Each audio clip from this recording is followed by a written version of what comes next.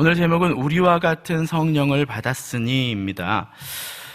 오늘 본문은요, 이 베드로의 설교를 듣고 백부장 고넬료와 그 집에 있던 가족, 친척과 가까운 친구들이 모두 성령의 충만함을 받은 사건입니다. 이 환경과 조건이 달랐던 이 두 공동체가 만나서 이 장벽을 넘어 하나님의 역사가 충만한 공동체로 변화된 모습을 보여주고 있습니다. 이런 놀랄만한 사건을 통하여서 베드로는 본문 47절과 48절에서 이방인인 그들에게 세례를 베풀어 하나님의 자녀가 되었음을 선포합니다. 오늘 본문에서는요, 주로 반복되는 단어들이 있습니다. 바로 성령이라는 단어입니다. 이 본문 44절에서 보면요, 성령이 말씀 듣는 모든 사람에게 내려오니라고 말합니다. 또 45절에 보면요, 성령 부어주심으로 말미암아라는 표현을 쓰고 있습니다. 또 47절에는요, 우리와 같이 성령을 받았으니라고 언급합니다. 이 사도행전을 가리켜서 성령 행전, 곧 사도가 주인공이 아닌 성령이 주인공인 이 행전이라고 말을 하기도 합니다. 그것은 이 사도행전이 단순히 사도들의 역사적 기록이 아니라 성령에 충만한 사도들이 하나님과 함께 이룬 하나님의 역사, 또 하나님의 정권적인 계획이 이 사도행전의 구석구석에 드러나 있기 때문입니다. 성령이 사도들을 어떻게 이끄셨고 또 그들에게 어떻게 능력을 부어주셨으며 성령이 모든 일을 어떻게 완벽하게 이루신 것을 보여주고 있다라는 것입니다. 우리가 지금 보고 있는 이 베드로와 고넬료의 만남을 되짚어 볼 때도 하나님은 전혀 만날 수 없던 두 사람이 환상을 통하여 만나도록 준비하신 것도 이 하나님의 철저한 계획이 없었다면 이러한 만남은 이루어질 수 없었던 것입니다. 이 베드로와 고넬료의 만남은요, 이 당시의 시대상을 놓고 본다면 서로 만나서도 안 되며 또 서로 만나서도 서로에게 득이 될 것이 없는 그런 만남이기도 했습니다. 이 당시 로마는 이스라엘을 통치하던 나라였고 백부장 고넬료와 베드로는 그들이 속한 문화와 정치, 종교, 또 국가적인 상황으로 서로 대치할 수밖에 없던 그런 관계 속에 있었다라는 것입니다. 이렇게 한번 비유를 한번 해보겠습니다. 일제시대 독립운동의 중심에 서 있던 백번 김구 선생님이 일본 장군의 집에 초대를 받아 갔다면 여러분은 어떤 분위기가 상상이 되시겠습니까? 이처럼 만날 수도 없던 사람들이 하나님의 철저한 계획으로 만나게 되었고 스스로를 하나님의 종으로 고백하며 서로 복음을 나누며 그 가운데 성령의 충만한 은혜를 경험하고 있는 것입니다. 이처럼 만나서도 안 되는 사람들이 하나님 안에서 한 성령을 받은 한 가족이 되었다라는 것입니다. 그래서 본문 45절에서는 이렇게 말을 하고 있죠. 베드로와 함께 온 할례 받은 신자들이 이방인들에게도 성령 부어주심으로 인하여 말미암아 놀랐다라고 말하고 있습니다. 그들이 이전에 경험했던 이 성령의 충만한 사건들은 오직 유대인 가운데서만 일어났던 사건이기 때문입니다. 하지만 오늘 본문에서 성령을 받은 주인공은 그들이 지금껏 부정하다 고백하고 절대 인정하며 살지 않았던 그 이방인들이었기 때문입니다. 그래서 어제 새벽 본문인 10장 34절부터 35절에 베드로 사도 또한 어제의 사건을 경험하면서 이 사건을 놀라운 사건의 연속으로 고백하고 있지 않습니까? 어제 34절, 35절을 제가 한번 읽어드리겠습니다. 베드로가 입을 열어 말하되 내가 참으로 하나님은 사람의 외모를 보지 아니하시고 각 나라 중 하나님을 경외하며 의를 행하는 사람은 다 받으시는 줄 깨달았도다 라고 말하고 있습니다. 이 자신들이 속한 문화의 배경으로 인해 인간적인 방법으로는 만나지도 또 세워질 수도 없는 이 베드로와 고넬료의 만남이 어떻게 하나님이 세우신 또 하나님의 능력이 나타나는 공동체가 되었는지를 저는 오늘 이 새벽에 생각해 보고자 합니다. 이 베드로와 백부장 고넬료가 어떻게 하나님이 역사하시는 공동체가 될 수 있었는가? 첫 번째로 하나님의 계획을 구하고 순종함이 그들 가운데 있었다라는 것입니다. 이 베드로와 고넬료는요, 모두 하나님의 환상을 보았습니다. 그들은 이 땅의 주인이 하나님이심을 믿고 자신들의 모든 삶의 계획 가운데 하나님이 함께 하신다라는 것을 믿었습니다. 이방인을 배척하던 유대인의 문화틀 속에 있던 베드로가 하나님께 순종함으로써 고넬료를 만나러 갔다라는 것입니다. 나의 계획보다 하나님의 계획을 더 크게 보고 순종하여 만남을 준비하고 실행하였던 것입니다. 모든 만남의 중심에 하나님이 있음을, 하나님의 계획이 있음을 믿었다라는 것입니다. 이 베드로와 고넬료의 만남이 하나님이 준비하신 만남이라는 것을 우리 성경은 보여주고 있습니다.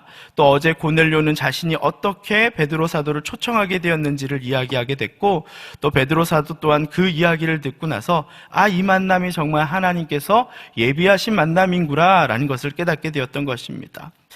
이처럼 하나님은요, 자신의 일을 일으키실 때 당사자들 모두에게 하나님의 뜻임을 알게 합니다.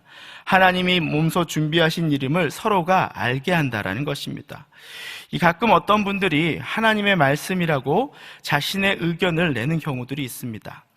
그러나 하나님은 인격적이신 분이시기에 그 일의 당사자들에게도 똑같이 이해할 수 있도록 사람이나 조건, 환경을 보여주신다라는 것입니다. 그렇기에 우리는 하나님의 일에 대하여 혹여라도 독선적인 생각이 나의 결정을 쉽게 하지 않도록 해야 하는 것입니다. 꼭 신앙 좋은 청년들이 이쁜 자매만 만나면 이렇게 하지 않습니까? 어제 제가 밤새 기도해 봤더니 하나님께서 당신을 만나라고 했다고 이렇게 얘기하지 않습니까? 그러면 그 자매는 당황해하면서 너그 하나님이 내 하나님이랑 좀 쪼까 다른가 보다 뭐 이렇게 얘기하시는 거죠. 나한테는 아무 말 없으셨다고 이렇게 말하는 거죠. 하나님의 뜻을 구한다면 나만 아니라 상대에게도 하나님이 주시는 사인을 구하며 그 결과를 기다리는 것이 지혜로운 선택일 것입니다. 그리고 사인이 없다면 과감하게 아니라고 버릴 수도 있어야 하는 것입니다. 그렇지 않고 자신만의 생각으로 그것을 하나님의 선택이라고 주장하는 것은 자칫 위험한 생각이 될 수도 있다는 것입니다. 이처럼 하나님이 준비하시는 만남의 특징을 우리는 본문에서 볼 수 있는 것입니다. 둘째로요, 자신이 하나님의 종이라는 사실을 이들은 잊지 않았다라는 것입니다. 어제 본문 25절에 보면요, 마침 베드로가 들어올 때 고넬료가 맞아 발 앞에 엎드려 절하니 라고 말합니다. 이 고넬료는요, 자신이 지금 지배하고 있는 나라 로마의 시민권도 없는 이 베드로에게 자신의 머리를 조아리며 예를 보이며 경배하고 있습니다. 오늘 그에게 있어서 그가 가진 신분과 체면은 그렇게 중요한 문제는 아닌 것입니다. 그의 힘과 능력, 재산이라면 충분히 모든 자들을 굴복시킬 수 있는 사람임에도 불구하고 그는 하나님의 대리자인 베드로 앞에 모든 신분을 내려놓고 있는 것을 볼 수 있습니다. 본문은 그런 고넬료의 환대로 인해 자칫 어쩌면 제자 중에 수지자인 베드로가 교만한 마음에 빠질 수 있었음에도 베드로 또한 26절에 말하기를 뭐라고 말합니까? 나도 또한 사람이다 라고 말하며 자신 또한 하나님의 종임을 선포하고 있다라는 것입니다. 이처럼 베드로하고 고넬료는요, 자신들이 가지고 있는 모든 신분과 체면, 명성을 버리고 스스로를 낮춰서 하나님의 종인 신분으로 만났다라는 것입니다. 아마 몇 주 전이었던 것 같습니다. 담임 목사님의 설교 말씀처럼 한 오스트리아의 왕의 죽은 왕이 묻힐 때 당신은 누구요? 라고 얘기했을 때 나는 어떤 왕 누구요? 라고 했더니 그 수도원의 문이 열리지 않고 마지막에는 나는 하나님 앞에 구원이 필요한 죄인 누구요? 라고 했을 때 그 문이 열렸던 것처럼 이 교회 안에서는 그 누구도 세상의 왕의 이름으로 설 수 없다라는 것입니다. 교회 안에서는 세상의 호칭, 세상의 자랑, 세상의 계급을 좋아하는 무리는 어찌 보면 스스로 하나님 앞에 낮추기를 거부하는 자들일 수도 있습니다. 교회의 직분은 섬김의 직분이지 계급의 직분이 아니라는 것입니다. 우리는 하나님이 예비하고 준비한 이 베드로와 고넬료의 만남을 통해서 이를 더욱 확실히 알 수 있다라는 것입니다. 세 번째, 이들에게 복음이면 충분했습니다. 그들이 가진 장벽을 무너뜨리며 공동체를 하나로 묶어주시는 이 성령님의 역사가 그곳 가운데 있게 된 것은 다름 아니라 그곳에 살아있는 하나님의 말씀이 선포되었기 때문입니다. 그렇게 고넬료가 듣고 싶었던 하나님의 말씀, 베드로가 전하는 예수 그리스도에 대한 복음을 전하면서 성령이 그 공동체 안에 있었다라는 것입니다. 우리가 공동체 가운데서 나눌 수 있는 수많은 이야기가 있지만 하나님의 이야기가 빠진다면 우리는 하나님의 역사를 경험할 수 없다라는 것입니다. 우리가 만나는 모임에서 우리가 나누는 이야기가 우리가 집을 이사했는데 집이 이렇게 좋습니다. 사업이 이렇게 잘 됐습니다. 라는 이야기가 아니라 우리의 셀 공동체 가운데 나눠져야 될 이야기는 하나님께서 이렇게 하신 복음의 이야기가 나누어져야 한다라는 것입니다. 주인이신 하나님을 공동체 가운데 선포하는 것이 우리 가운데 우선적으로 필요하다라는 것입니다. 자, 이제 베드로와 고넬료 사건이 주는 지혜를 우리 공동체와 삶에 한번 적용해 보고자 합니다. 이 베드로와 고넬료의 만남은요, 가장 드라마틱한 사건을 보여주면서 마무리가 되는 것을 알 수 있습니다. 이 46절에 보면 이렇게 말을 합니다. 이는 방언으로 말하며 하나님 높임을 들음이러라 라고 이야기합니다. 그것은 바로 성령의 임재의 증거로서 방언이 임하였고 그들의 방언을 베드로와 그들과 함께 간 이들, 이 사도행전 11장 12절에 보면 6명의 형제들이라고 말합니다. 그들이 하나님을 찬양하는 이야기들을 그들이 들었다라는 것입니다. 고넬료와 그의 가족, 친척, 친구들이 방언으로 하나님을 찬양하는 것을 들었다라고 말합니다. 그 말은 그들이 모두 들을 수 있는 언어로 들렸다라는 말입니다. 아마 히브리어나 아람어나 하나님을 찬양하는 그런 언어들로 그들이 그 말을 듣게 되었다라는 것입니다.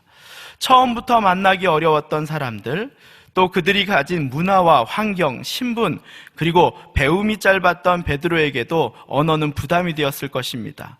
그 모든 것이 달랐던 이들이 가지고 있는 모든 장벽들이 완전히 무너지는 성령의 역사를 이 공동체는 지금 경험하고 있다라는 것입니다. 그들은 자신들이 들을 수 있는 목소리로 한 분이신 하나님을 찬양하는 하나님의 역사가 지금 나타나고 있고 그것을 경험하는 살아있는 공동체가 되었다라는 것입니다. 우리는요, 이 사건과 만남을 통해서 우리의 공동체를 바라보게 되는 것입니다. 우리는 우리 셀 가운데 서로 너무나 다르다고 처음부터 부정적인 차이들만 생각하고 그 장벽을 끊어주실 하나님의 능력을 우리는 잊고 살아가고 있는 것은 아닌지 돌아보게 됩니다. 내가 매주 만나는 나의 공동체를 바라보며 이 베드로와 고넬료가 만나며 고백했던 것처럼 하나님께서 우리의 만남을 계획하셨습니다.